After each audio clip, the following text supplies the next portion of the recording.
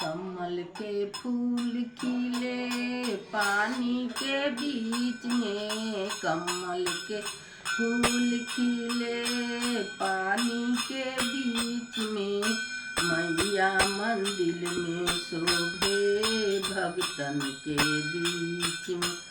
मैया मंदिर में शोभे भगतन के बीच में, मैया के टीका शोभे मांगों के बीच में, मैया के झुमका शोभे मांगों के बीच में, मैया मंदिर में शोभे भक्तन के बीच में, मैया मंदिर में शोभे भगतन के बीच। कमल के फूल खिले पानी के बीच में, कमल के फूल खिले पानी के बीच में, मैया मंदिर में शोभे भगतन के बीच में, मैया मंदिर में शोभे भगतन के बीच। मैया के नथिया शोभे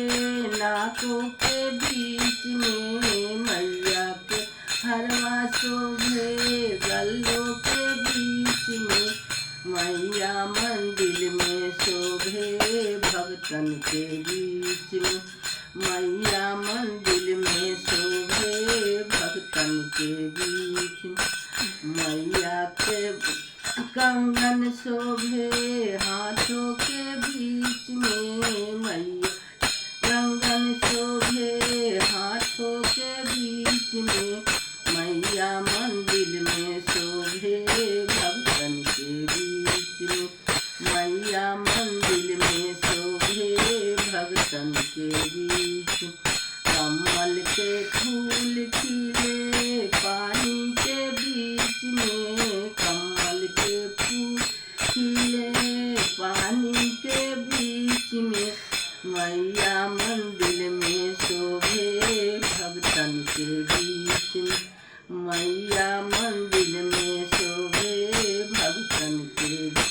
मैया के डरकस शोभे डारों के बीच में, मैया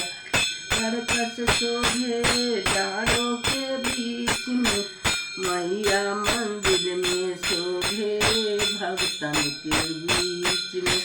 मैया मंदिर में शोभे भगतन के बीच। कमल के फूल खिले पानी के बीच में, कमल के फूल खिले पानी के बीच में, मैया मंदिर में शोभे भगतन के बीच।